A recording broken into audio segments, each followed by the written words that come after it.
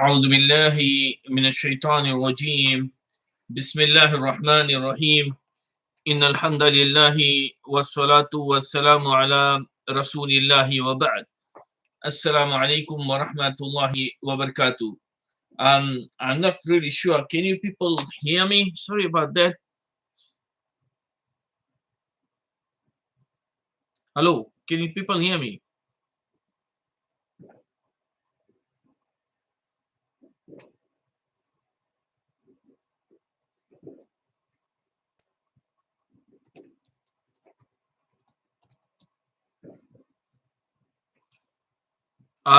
Because my speaker system doesn't show anything.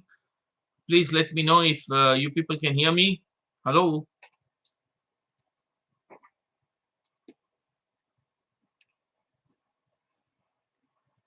Hello.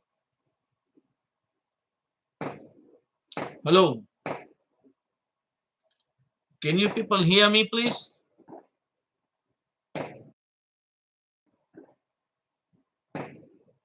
Hello. Can you people hear me? Hello, might be with the action. Hello, can somebody reply to me? Can you people hear me, please? Okay, mashallah. Jazakallah khairan. Mashallah.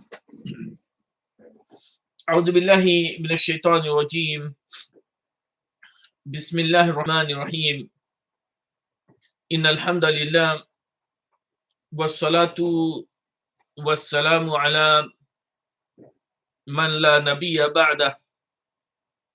To my beloved brothers and sisters out there, once again, Assalamu alaikum wa rahmatullahi wa barakatuh. The topic for today is possibly title-wise, it looks quite different, abnormal. The title which I had chosen is No One Ever Kicks a Dead Dog. You heard me right. No one ever kicks a dead dog. कोई मरा हुआ कुत्ता के लात नहीं मारता, right? This is it. If you understand the meaning of it, I mean literal meaning first of all, there is a dog which is dead. You don't go and kick the dog. It's dead and finished. You don't need to kick it.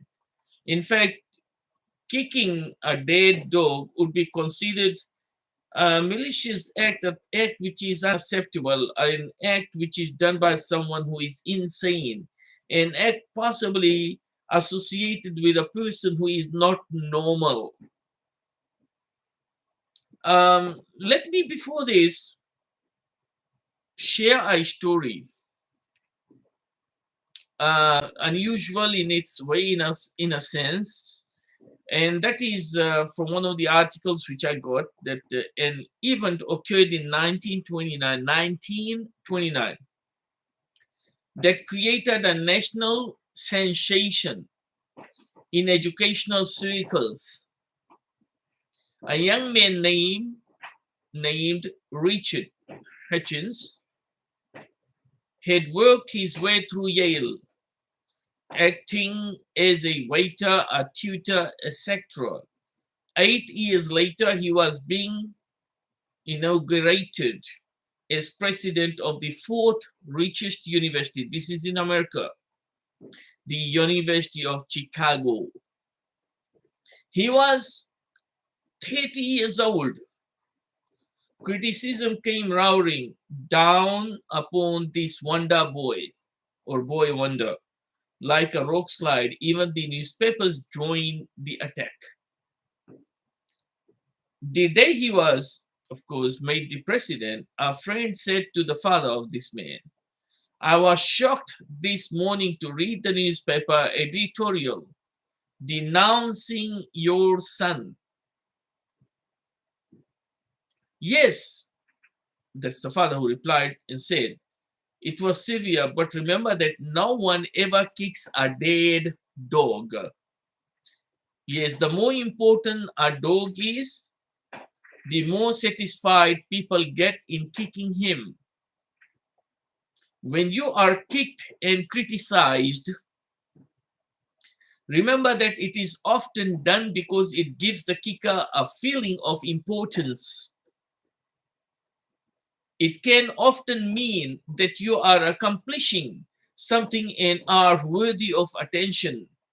Many people get a sense of savage satisfaction out of denouncing those who are better educated, happier, or more successful. Now, from this, we learn that if somebody is criticizing you, talking about you, belittling you, tarnishing your image, calling you names, making you suffer, terrorizing you a level way above, plotting to kill you, destroying everything which is beloved to you, burning down what is your belief symbol, creating in you and your environment and your family and your beloved ones an atmosphere of total continuous fear.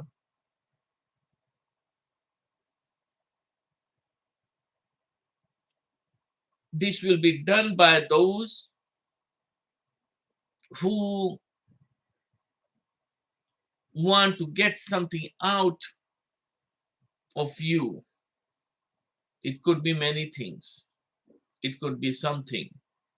Some of them, they don't even know why they may be doing it, but it happens. Now, if you are going through this, then first thing you should know that you are something. I will give focus mostly on you being a Muslim here. That's the most important thing in you and me, inshallah. Because you hold something important, and that is Iman, that is Islam. And because you are holding something important, and those, of course, who are not Muslims, they do not want you to be this. As they are not going to go to Jannah, they do not want you to go to Jannah also. So they create all these forms of fear in you. And the good example currently we can give is from India, where so many masajids are burnt down. People's homes are destroyed. Businesses are broken down. They only target Muslims. And of course, if you were nothing, they would have left you just like that.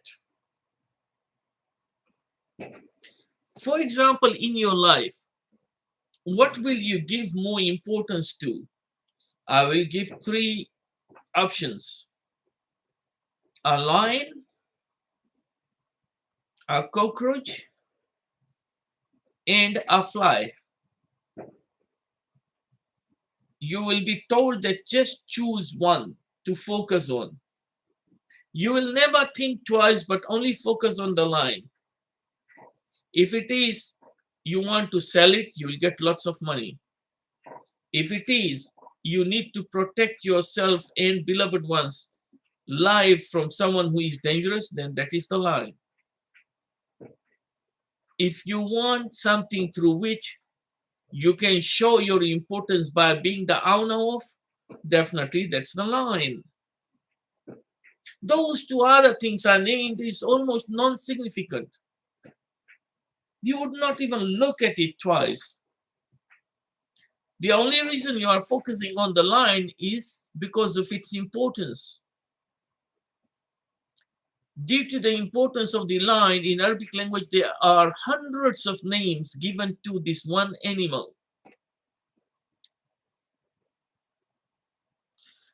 So from here, you should know that you are someone important, and that's why the enemies of Islam, the shaitan, he targets you. If you were like a dead dog, the shaitan would not have bothered you.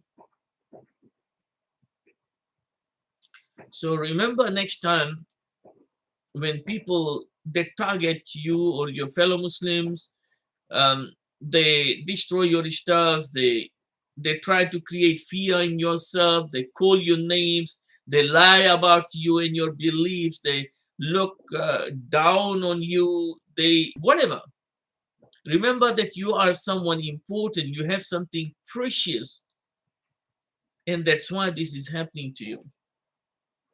ألف لام ميم أحسب الناس أن يتركوا أن يقولوا آمنا وهم لا يفتنون. Do you think that after you declare the Iman, the oneness of Allah subhanahu wa ta'ala, that Allah is not going to test you? Allah will. When you say I'm a mu'min, you are going to go through trials. Even when being a non-Muslim, life is not all about bed of roses without any thorn. You have to go through hardships.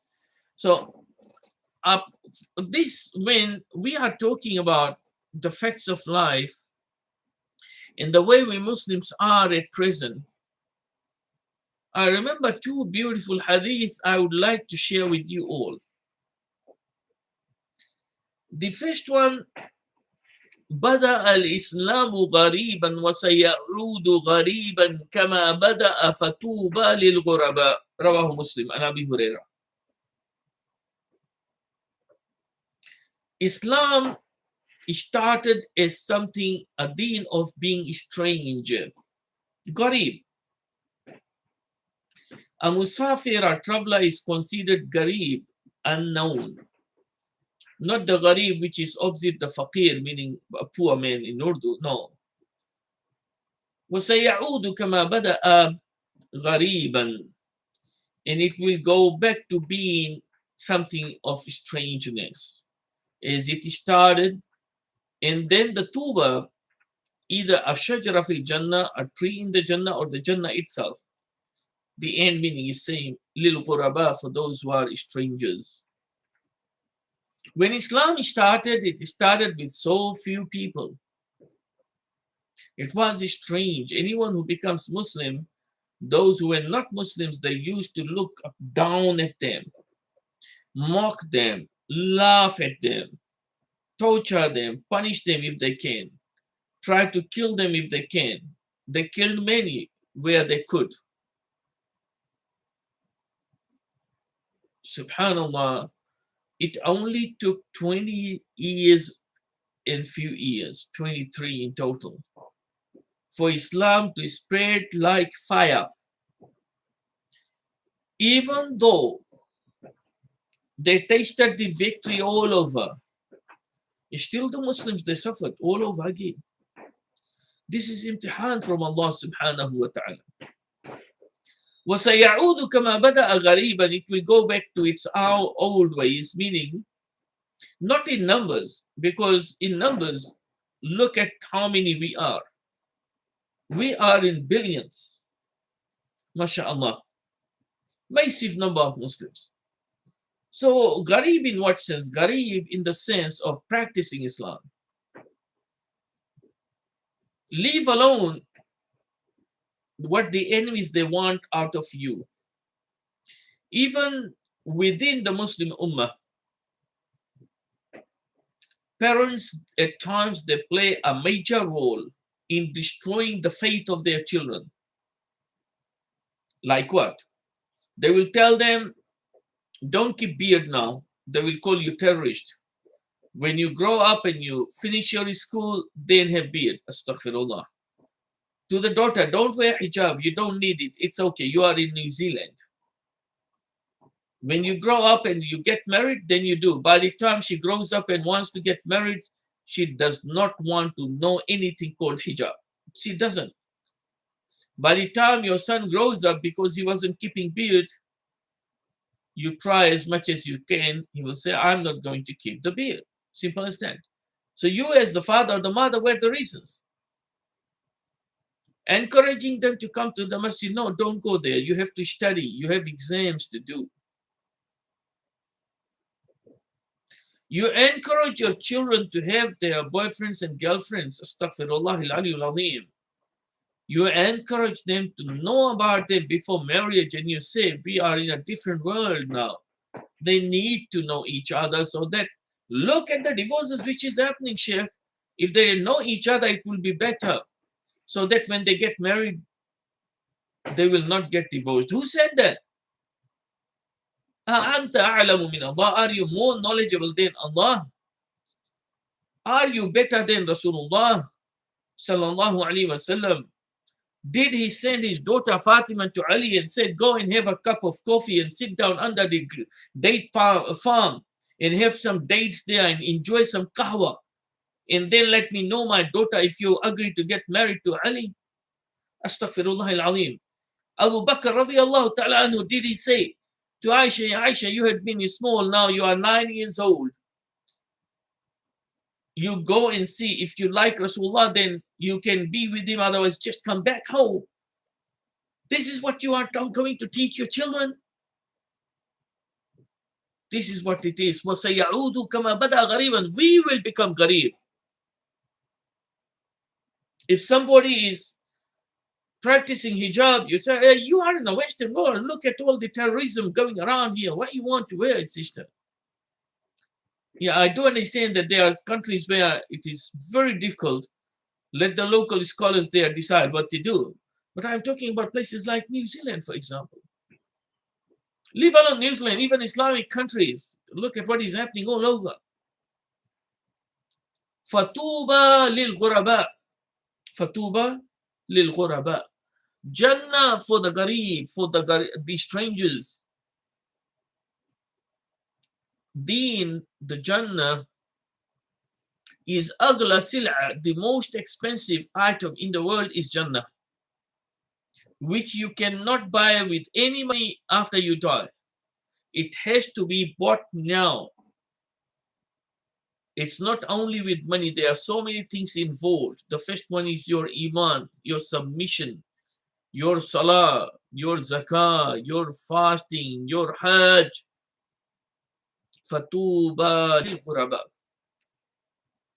The other hadith, which I will conclude with, inshallah, with it, is the hadith of Thawban radiallahu ta'ala anhu, rawahu Imam Ahmad fi musnadihi wa ghayruh, and bi-isnadin jayyid, bi-isnadin hasana, from a good chain of narration, that one day Rasulullah sallallahu alayhi wa sallam, he said, يُوشِكُ أَن تَدَاعَ عَلَيْكُمُ الْأُمَمْ كَمَا تَدَاعَ الْأَكْلَةُ عَلَى كَسْعَتِهَا. He said, Rasulullah said, there will be a day when it will come, that all the nations will come together, different nations, it can refer to different countries, different whatever, different powers. They will all combine their effort and come together against you, against the Muslims. Openly, like one of you inviting another to a meal. If you invite someone to a meal, nobody will say, why did you invite him? It's up to you. I want to invite him, have a meal. It's all legal.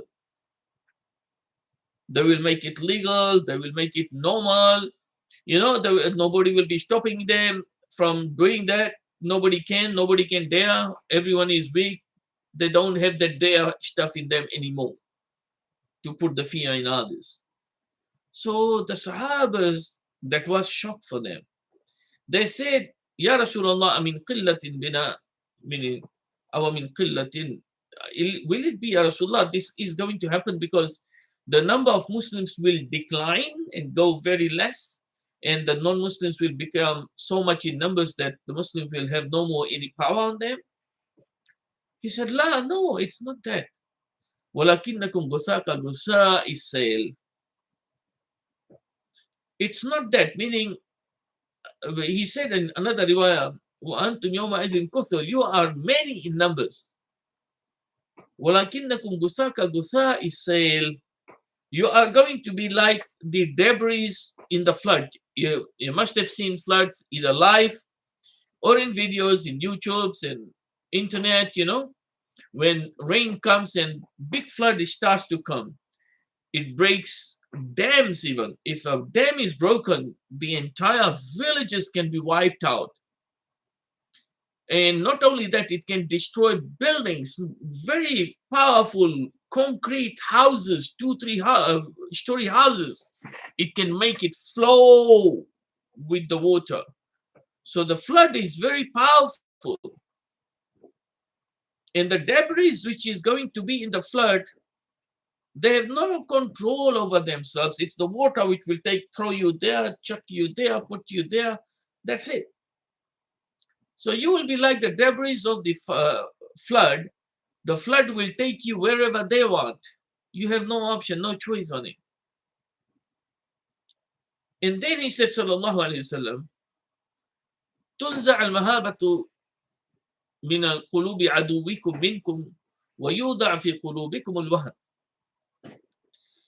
He said, the fear which your enemies have against you, will be gone from their heart. They will not fear you anymore. This is the beginning, subhanallah. And you people, your heart will soften and become weak. You people will become weak. So they said, Ya Rasulullah, wamal wahan. Of course, they know what is wahan. They mean, what is the technical meaning of it? Why are we becoming wahan? Why are we becoming weak? قال حب الدنيا وكراهية الموت. Simple answer. 4 words, massive meaning. حب الدنيا, that's known to you, right? حب الدنيا means you love this dunya. كراهية الموت also. الكراهة من الموت. Your fear for death. You hate to die. You love to live. You love this dunya. You want to live in this dunya. You work for this dunya. You die for this dunya. Everything to you is about this dunya. The dunya comes and infiltrates in your heart, and you start to love it so much that you dislike and hate and fear to die. You want to live forever. Subhanallah. This is the result which has made us the ummah today in the situation in which we are all over the world.